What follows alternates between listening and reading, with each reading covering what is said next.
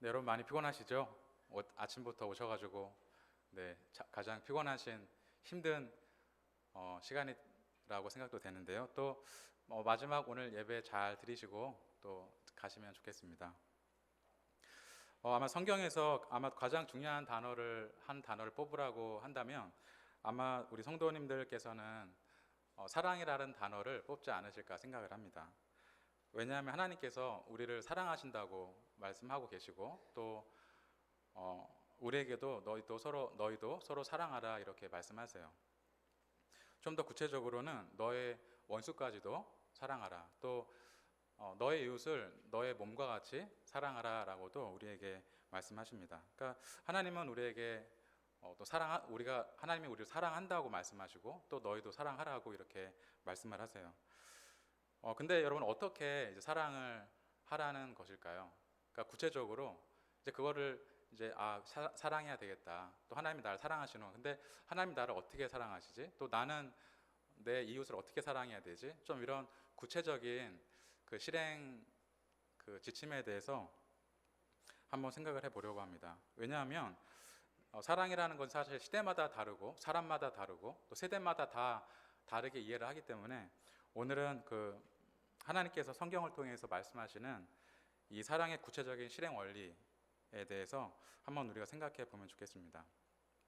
근데 우리가 이것을 알기 위해서 먼저 우리는 하나님께서 우리 사람과 어떤 관계를 맺기 원하시는지를 살펴볼 필요가 있는데요. 왜냐하면 이 세상에 존재하는 대부분의 원칙과 원리는 사실 하나님으로부터 시작이 되고 또 하나님으로부터 주어지기 때문입니다.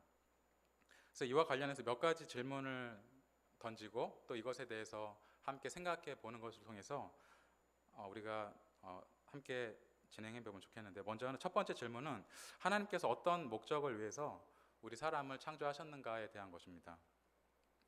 여러분, 하나님께서 우리 사람을 왜 창조하셨을까요? 여러 가지 아마 답변을 하실 수 있을 텐데요. 먼저 이사야 43장 21절에 보면 나를 찬송하게 하려 하심이라 이렇게 말씀하고 있습니다. 그러니까 하나님께서 우리가 하나님을 예배하고 또 찬양하라고 우리를 창조하셨다고 말씀하고 있어요. 또 성경의 교리를 요약한 소요리 문답에 보면 우리가 하나님을 영화롭게 하기 위해서, 우리가 하나님께 영광을 돌리게 하시기 위해서 우리를 또 지으셨다고 말씀하고 있습니다. 근데 우리가 좀 포괄적으로 생각해 볼 때 하나님께서 사람을 왜 창조하셨는가 생각해 볼 때 하나님은 사람과 교제하시기 위해서 저와 여러분을 창조하셨다고 하시는 것에 대해서 우리가 알 수 있습니다. 그러니까 이 하나님께서 우리와 맺기 원하시는 이 교제는 굉장히 친밀하고 또 강도가 매우 깊다는 것을 알 수가 있어요. 그래서 하나님께서 우리 사람과 궁극적으로 맺고자 하시는 관계는 예수님 안에서 구원받은 우리의 신분을 통해서 우리는 잘 알 수 있습니다. 그러니까 성경은 저와 여러분이 예수 그리스도 안에서 하나님의 자녀가 되었다고 말씀하고 있기 때문에요. 그래서 하나님께서 우리와 맺기 원하신 이 궁극적인 관계의 모습을 잘 보여주는 성경 구절이 있는데요. 먼저 요한복음 17장 21절 말씀을 제가 읽어보겠습니다. 아버지여, 아버지께서 내 안에 내가 아버지 안에 있는 것 같이 그들도 다 하나가 되어 우리 안에 있게 하사 세상으로 하나님께서 나를 보내신 것을 믿게 하옵소서, 이렇게 말씀하고 있어요. 그 안에 어떤 말씀이 여러분 눈에 들어옵니까? 그들도 다 하나가 되어 우리 안에 있게 하사, 이렇게 말씀하고 있어요. 여기서 우리는 삼위 하나님을 가리키고 있습니다. 그러니까 삼위 하나님께서 저와 여러분을 삼위 하나님 안으로 초청하고 계신다는 것을 알 수가 있어요. 요한계시록 21장 3절을 제가 읽어보겠습니다. 내가 들으니 보좌에서 큰 음성이 나서 이르되 보라, 하나님의 장막이 사람들과 함께 있음에 하나님이 그들과 함께 계시리니 그들은 하나님의 백성이 되고 하나님은 친히 그들과 함께 계셔서라고 또 말씀하고 있습니다. 그러니까 여러분이 하나님께서 우리를 창조하시고 또 하나님과의 교제 안으로 부르시는 그 그림은 하나님은 하나님 자체만으로 사실 굉장히 충분하고 그 삼위 안에서 영원한 관계를 맺고 계시잖아요. 그러니까 하나님께서 삼위로 계시면서 그 삼위 하나님이 그 안에서 아주 완전하고 영원한 관계를 누리고 계세요. 근데 하나님께서 하나님께서 창조하신 저와 여러분을 그 하나님 안의 관계로 우리를 초청하신다는 것입니다. 그래서 삼위 하나님 안에 우리가 그 안에 들어가서 우리도 그 하나님과 영원하고 온전한 그 교제와 관계를 맺기 원하시는 것이 하나님의 계획이라는 것이에요. 그럼 두 번째 이제 질문인데요. 그렇다면 사람과 이렇게 친밀한 관계를 원하신 하나님께서 우리와 맺으신 그 관계의 방식은 무엇일까요? 하나님은 저와 여러분, 우리 사람들과 인격적인 관계를 맺고자 하신 것을 우리가 알 수 있습니다. 그러니까 여러분, 인격적이라는 것의 반대는 뭐예요? 비인격적인 거예요. 비인격적인 것을 예를 들어서 로봇처럼 뭐 이렇게 버튼을 눌러서 에어컨 버튼을 누르면 에어컨이 나오지 않습니까? 근데 하나님께 그건 이제 비인격적이에요. 근데 하나님은 저와 여러분을 그렇게 창조하지 않으셨다는 거예요. 인격적인 존재로 저희를 창조하셨다는 것입니다. 그러니까 저희를 인격적인 존재로 창조하시고 하나님과 인격적인 관계를 맺고자 하셨다는 것이에요. 근데 여러분, 인격을 가지고 있다는 것은 무엇이 전제가 될까요? 여러분 다 인격적인 존재입니다. 인격이 있다는 것은 무엇을 가지고 있다는 건 줄 아세요? 자유의지가 있다는 것이에요. 인격적인 존재라는 것은 자유의지가 있다는 것입니다. 하나님께서 저와 여러분을 창조하셨어요. 우린 피조물인데, 근데 놀랍게도 하나님께서 우리에게 자유의지를 우리에게 주셨다는 거예요. 그러니까 여러분, 우리가 피조물이지만 우리는 선택을 할 수 있어요. 심지어 우리가 하나님을 선택할 수도 있지만 하나님과의 관계를 선택하지 않을 수도 있다는 거예요. 그런 자유의지를 하나님께서 우리에게 주셨어요. 이제 세 번째 질문인데요. 우리 사람과 친밀한 교제를 누리기 원하시는 하나님께서 우리 사람을 그러면 어떤 존재로 창조하셨을까요? 창세기 1장 27절에 보면 하나님께서 사람을 하나님의 형상대로 창조하셨다고 말씀하고 있습니다. 이것은 여러분 무엇을 의미할까요? 우리가 비록 피조물이지만 하나님은 우리 사람을 하나님의 그 형상, 하나님의 고유한 특징을 반영된 그런 존재로 우리를 창조하셨다는 거예요. 하나님의 능력, 하나님의 존귀, 하나님의 영광, 하나님의 거룩. 비록 하나님과의 질적인 차이는 너무나 크지만 하나님의 그 하나님 다움이 우리 안에 있다는 거죠. 그렇게 우리를 한마디로 높은 차원의 존재로 우리를 창조하셨다는 것입니다. 여러분, 그래서 사람을 만물의 영장이라고 우리가 말하지 않습니까? 시편 82편 6절에 보면 또 이것을 인용한 요한복음 10장 34절에 보면 하나님께서 사람을 향해서 내가 너희를 신이라 하였노라 이렇게 말씀하세요. 그러니까 마치 사람을 신과 같은 존재로 잘못 생각하면 내가 신인가 생각할 정도로 하나님께서 우리 사람을 그런 높은 존재로 우리를 창조하셨다는 것입니다. 그러니까 여러분, 정리를 하면 하나님은 피조물인 인간을, 저와 여러분을 신과 같이 완전한 존재로 창조하셨어요. 그리고 우리에게 자유의지를 포함한 인격을 우리에게 주셨습니다. 그러니까 하나님께서 우리 사람들과 자발적이고 인격적인 영원한 관계를 맺고자 계획하셨다는 것이에요. 여러분, 이것만 봐도 사실 하나님께서 저와 여러분은, 그러니까 이 사람, 피조물을 향한 하나님의 계획이 얼마나 큰가를 사실 우리가 좀 생각할 수 있습니다. 그러니까 하나님은 우리를 그냥 대충 만들고 그냥 대충 관계를 맺기 원하시지 않았다는 것을 좀 말씀드리는 것입니다. 근데 여러분, 여기에 어떤 긴장의 요소가 있다는 것을 우리가 알 수 있습니다. 그러니까 피조물인 사람이, 저와 여러분이 완전한 존재로 창조가 되었고 또 무엇보다 완전한 자유의지까지 주어졌기 때문에 창조주 하나님께 순종하지 않을 수 있는 그 긴장이 거기에 존재한다는 것이에요. 여러분, 만약 저와 여러분이 사람이 신과 같은 존재로 그런 능력과 존귀가 주어지지 않았다면, 그러니까 한마디로 낮은 존재, 우리가 길거리에서 보는 짐승이나 우리가 키우고 있는 애완견 같은 그런 존재로 우리가 창조되었다면 이런 긴장은 사실 없습니다. 이런 긴장은 없습니다. 왜냐하면 무능하기 때문에 자유의지가 주어져도 아무 소용이 없는 것이에요. 이런 반대로 많은 능력이 주어졌어도 우리에게 자유의지가 없다면 그때도 이런 긴장은 존재하지 않죠. 하나님께서 그냥 우리가 원하시는 대로 리모컨을 눌러서 그냥 하나님이 원하시는 것을 하시면 되기 때문입니다. 근데 여러분, 하나님은 사람에게 이 두 가지를 모두 부여하셨어요. 우리를 높은 존재로 창조하셨고 그뿐 아니라 우리에게 자유의지, 완전한 인격을 우리에게 주셨어요. 이 두 가지를 다 우리에게 주셨기 때문에 이 창조의 큰 그림에는 처음부터 어떤 긴장과 불안함이 그 안에 내재하고 있다는 것을 우리가 생각할 수 있다는 것입니다. 여러분, 그리고 이 긴장이 최고조에 이르렀을 때가 언제일까요? 이 긴장, 우리가 마치 영화에서 가장 아슬아슬한 그런 씬이 있지 않습니까? 이 긴장이 최고조에 이르렀을 때가 언제일까? 그것은 사탄이 아담과 하와를 찾아와서 유혹할 때예요. 하나님을 선택하지 않을 수 있는 기회가 주어진 거예요. 근데 여러분, 첫사람 아담이 어떤 결정을 하죠? 첫사람 아담이 어떤 결정을 합니까? 주무시고 계신 거 아니시죠? 하나님을 선택하지 않아요. 결과적으로 하나님과 사람과의 관계가 거기서 깨어지게 됩니다.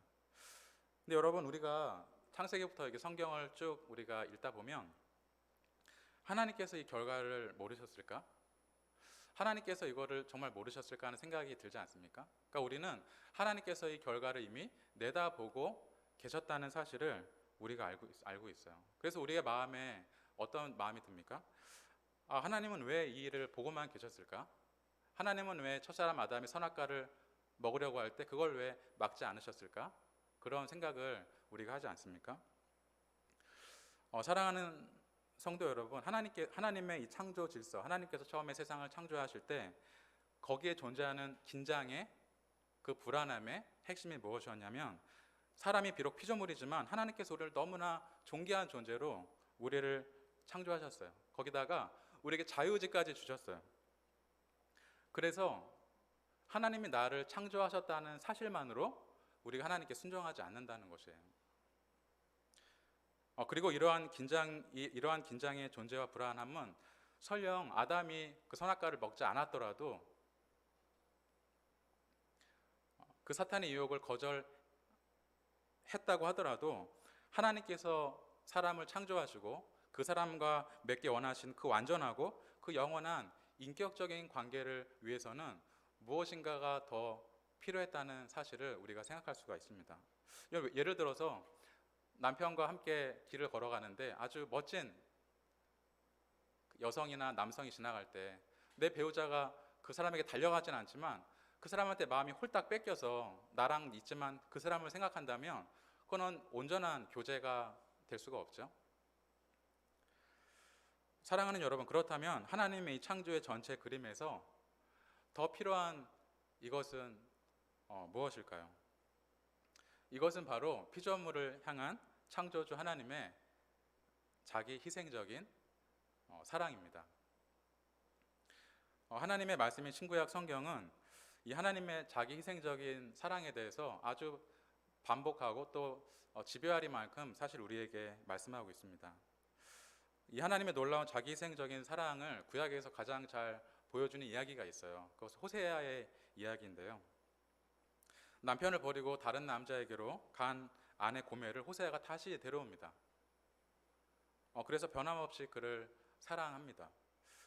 그러니까 원래는 어떻게 되죠? 원래는 그 간통죄로 사실 돌로 쳐도 사실 할 말이 없는 일이었어요. 근데 호세아가 그 여자를 다시 데려와 사랑합니다. 근데 여러분, 그럼에도 불구하고 고멜은 또 다시 호세아를 떠나요. 이번에는 다른 남자에게 가서 애까지 낳아서 그 남자와 이렇게 있습니다. 이번에는 은 15개와 보리 한 호멜 반 큰 비용을 지불하면서까지 그 호세아가 그 아내, 다른 사람의 아내가 된 그 고멜을 여전히 데려와서 변함없이 그를 아내로서 사랑해 줍니다. 이제 신약에 와서 이 하나님의 자기희생적인 사랑이 가장 잘 드러나는 사건이 있는데요. 바로 예수 그리스도의 십자가의 죽음의 사건입니다. 여러분, 이것은 하나님께서 하나님을 떠난 사람들을 하나님께서 구원하시기 위해서 하나님 자신의 독생자 아들을 십자가에서 아주 비참하게 죽게 하신 사건입니다. 그러니까 상식적으로 생각할 수 없는 사실 일이 있는 거예요. 그래서 베드로전서 1장 12절에서는 이 일이 하도 기이하고 이해할 수 없는, 있어서는 안 되는 일이었기 때문에 천사들도 살펴보기를 원하는 것이니라라고 말하고 있어요. 그러니까 도저히 상상할 수 없는 일이 일어났다는 것이에요. 그러니까 어떻게 창조주가 온 세상의 위에 계신 그 창조주가 아무것도 아닌 자신이 만든 자신이 피조한 그 피조물을 위해서 어떻게 목숨을 내놓을 수 있냐는 것입니다. 그것도 하나님을 떠나고 하나님을 반역하고 하나님을 원수로 여기고 하나님의 영광을 땅바닥에 내어 던진 그 피조물을 위해서 어떻게 그 아들이 대신 죽을 수가 있냐고 하는 것입니다. 여러분, 사도 바울은 이 하나님의 크고 놀라운 자기희생적인 사랑을 알게 되었어요. 언제 알게 되었을까요? 다메섹에서 부활하신 예수를 만났습니다. 그래서 하나님의 자기희생적인 사랑을 깨닫게 됐어요. 그래서 여러분, 오늘 본문과 같이 사도 바울이 고백을 하고 있습니다. 뭐라고 고백하고 있죠? 14절 앞부분에 보면 그리스도의 사랑이 우리를 강건하시는 도다라고 말하고 있습니다. 그리스도의 사랑이 우리를 강건하시는 도다. 여러분, 여기서 강건하다는 말은 영어로 하면 컨트롤이에요. 컨트롤. 그리고 그 시즈. 컨트롤은 뭡니까, 여러분? 컨트롤은 관리하는 거, 이렇게 나를 휘어잡는 거. 시즈는 어떤 뜻이죠? 나를 붙잡는 거예요. 그러니까 다시 말하면 사도 바울이 지금 어떻게 고백하고 있습니까? 그리스도의 사랑이 우리를 강하게 붙잡는다는 거예요. 나를 강하게 붙잡는다. 그리고 나를 컨트롤한다. 무엇이요? 그리스도의 사랑이 나를 컨트롤한다. 이렇게 고백하고 있습니다. 그리스도의 사랑이 그리고 하나님을 떠났던 우리를 어떻게 살도록 우리의 삶을 변화시키냐면 우리가 더 이상 우리 자신을 위해 살지 않고 나를 위해 대신 죽으신 그 예수 그리스도를 위해서, 그리고 자기 아들을 대신 죽게 하신 하나님을 위해서 살게 한다라고 사도 바울이 지금 고백하고 있는 것입니다. 여러분, 하나님의 이 놀라운 자기희생적인 십자가의 사랑은 완전한 존재로서 자유의지를 가지고 있는 마치 신과 같은 존재로 창조된 저와 여러분, 모든 사람들이 전에는 하나님을 떠났었는데 이제는 자발적으로 하나님 앞에 돌아와서 무릎을 꿇고 하나님을 예배하고 요한계시록 4장에 기록된 것처럼 자신의 면류관을 보좌 앞에 드리면서 영원토록 하나님을 경배하게 만드는 하나님의 지혜와 하나님의 능력이라고 하는 것입니다. 무엇이 우리가 하나님을 예배하게 한다고요? 그 하나님의 자기 희생적인 사랑이 우리가 하나님 앞에 엎드리게 한다는 것이에요. 여러분, 따라서 우리는 이 하나님의 자기 희생적인 이 사랑이 하나님께서 사람을 지으시고 그와 완전하고 영원한 인격적인 관계를 맺고자 하신 그 창조의 큰 그림의 마지막 퍼즐 조각이라는 것을 알 수가 있습니다. 그러니까 이 하나님의 자기희생적인 사랑, 이 예수 그리스도의 십자가의 사랑이 하나님의 창조를 완성했다고 볼 수가 있어요. 왜냐하면 이 사랑이 저희를 하나님 앞으로 데려가기 때문입니다. 여러분, 이렇게 하나님은 자기 희생적인 사랑으로 우리를 부르셨습니다. 그리고 저와 여러분을 향한 놀라운 계획을 완성하셨어요. 여러분, 그리고 이제 이 하나님의 자기 희생적인 사랑의 법칙은 이제 모든 인격적인 관계에 있어서 중요한 원칙과 또 원리가 되는 것입니다. 여러분, 이것은 사실 부모와 자녀와의 관계에서도 이 자기 희생적인 원리가 작동하고 있다는 것을 우리는 쉽게 알 수 있습니다. 창세기 3장 16절을 제가 한번 읽어보겠습니다. 또 여자에게 이르시되 내가 너에게 임신하는 고통을 크게 더하리니 너가 수고하고 자식을 낳을 것이며 너는 남편을 원하고 남편은 너를 다스릴지니라 하시고, 이 말씀은 여러분 다 아시다시피 하와가 사탄의 유혹에 넘어갔을 때 그 하나님께서 하와에게 찾아오셔서 하신 말씀이에요. 첫 번째 내용이 무엇입니까? 여자는 임신하고 출산을 하게 되는데 고통이 더할 것이다 라고 말씀하고 있어요. 그러니까 고통이 아주 크게 더할 것이다 라고 말씀하고 있습니다. 하나님께서 하와에게 출산의 고통을 크게 더하리니 말씀하세요. 여러분, 이것은 무엇을 암시하고 있나요? 이것은 하와가 죄를 범하기 전에도 이미 출산의 고통이 있었다는 것을 우리에게 알려줍니다. 하나님께서 더한다고 하셨잖아요. 그러니까 제가 들어오기 전에도 에덴 동산에 무엇이 있었어요? 출산의 고통이 있었어요. 그건 다시 말하면 제가 들어오기 전에도 그 에덴 동산에는 자기 희생적인 부모의 사랑이 있었다는 것입니다.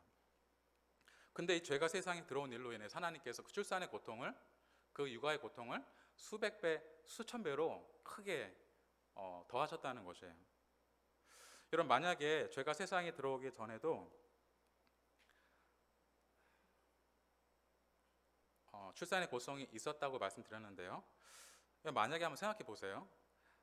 만약에 우리 그 자녀분들을 두신 우리 자매분들의 경우에 이제 자녀를 출산하는 과정에서 어떤 과정을 겪으시죠? 자녀를 10개월 동안 뱃속에 넣고 있으세요. 굉장히 사실 쉽지 않은 기간이지 않습니까? 그리고 그 10개월이 끝나면 이제 출산의 과정을 겪습니다. 온몸을 찢는 듯한 그 출산의 고통이 있는 거예요. 근데 여러분, 만약에 그런 그 자녀를 임신하고 출산하는 그 고통이 없거나 혹은 그 고통이 너무 아주 작다면, 그러니까 누구나 다 그냥 마음만 먹으면 쉽게 할 수 있는 것이라면, 여러분 지금과 같이 여러분과 여러분의 자녀가 그런 인격적인 관계를 맺고 있을까요? 출산 중에 지금은 그렇지 않지만 전에 출산하다가 많이 돌아가시는 경우가 있었습니다. 뭐 지금도 사실 중간중간에 그런 일이 있습니다.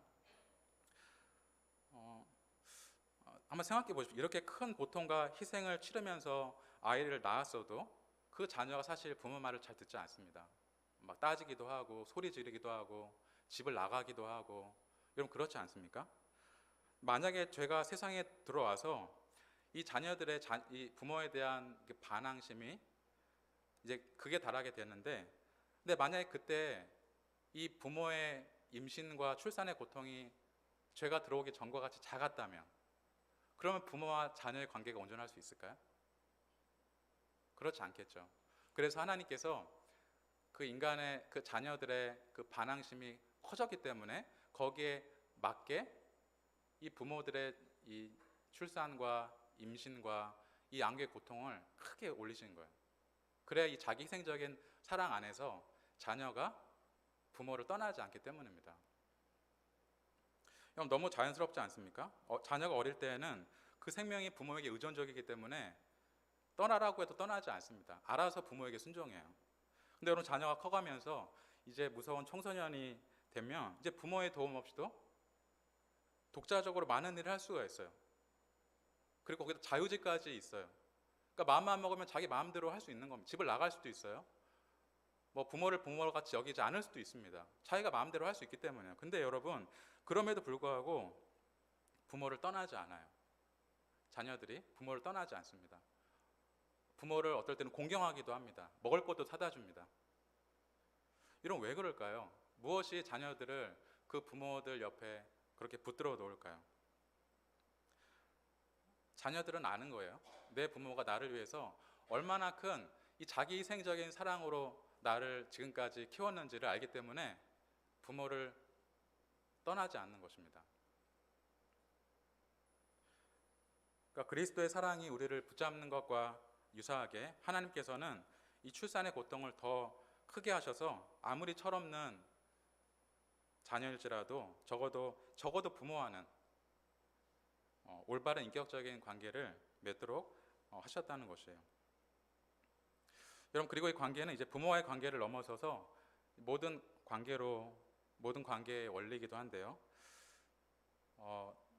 그 하영록이라고 하는 분이 쓴 그 페이버라고 하는 책이 있습니다.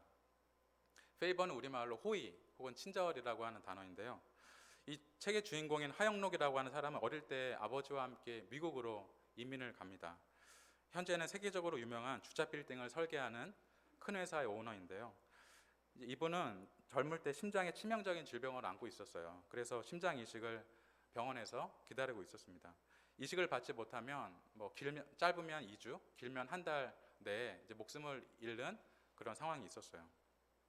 근데 감사하게도 자신에게 꼭 맞는 심장을 이제 발견하게 됩니다. 근데 문제는 옆 병실에 있는 환자에 대한 이야기를 들었어요. 막 간호사들과 의사들이 소곤소곤한 얘기를 들었는데 그 옆에 환자는 이틀 내에 심장을 이식받지 못하면 죽는다는 거예요. 근데 또 들었던 얘기는 내가 구하는 심장과 그 사람이 구하는 심장이 똑같다는 그 얘기를 듣지 말아야 될 거를 듣게 된 거예요. 그래서 그때 심각한 고민을 하게 되는데요. 근데 여기서 그분을 향한 하나님의 이제 놀라운 섭리가 있습니다. 그분은 이제 아버지가 목사였는데 신앙생활을 이제 제대로 하지 않다가 이제 큰 질병을 안고 입원을 하면서 다시 성경을 읽고 신앙을 회복했어요. 근데 하나님께서 주신 명확한 말씀이 있었는데 그 말씀은 하나님을 사랑하고 내 이웃을 내 몸과 같이 사랑하라 라고 하는 말씀을 받았습니다. 그래서 이렇게 소원 기도를 합니다. 하나님 만약에 저를 살려주시면 하나님의 말씀을 지켜서 이웃을 내 몸과 같이 사랑하며 살겠습니다 라고 서원을 합니다. 근데 바로 이 일을 마주한 거예요. 그분이 어떤 결정을 여러분 내렸을까요? 여러분이라면 어떤 결정을 내리실까요? 자신이 받게 될 심장을 옆에 환자에게 양보를 합니다. 그러니까 병원에서 절대로 그건 불가능하다, 그렇게 하면 안 된다, 당신 죽는다 막 얘기했는데도 결국은 이렇게 양보를 하고 또 이분도 심장을 이식받아서 살게 됩니다. 그러니까 이러한 이 결정과 이 이후에 이분의 삶의 이 간증이 기록한 책이 이제 페이버라고 하는 책인데요. 이분이 내 이웃을 내 몸과 같이 사랑하라 하는 말씀을 모든 삶의 영역에서 심지어 정글과 같은 비즈니스 영역에서도 지키면서 깨닫게 된 결론이 있습니다. 그것은 뭐냐면 이웃을 돕기 위해서는 철저한 자기 희생이 있어야 한다. 그리고 남을 위해서 자신을 희생할 때 하나님의 페이버가 주어진다. 이분이 이거를 삶을 통해서 깨닫게 되었어요. 뭐라고요, 여러분? 이웃을 돕기 위해서는 철저한 자기 희생이 있어야 한다. 남을 위해 자신을 희생할 때 하나님의 페이버가 주어진다. 다시 말하면 하나님의 호의, 하나님의 친절이 주어진다라고 말하고 있습니다.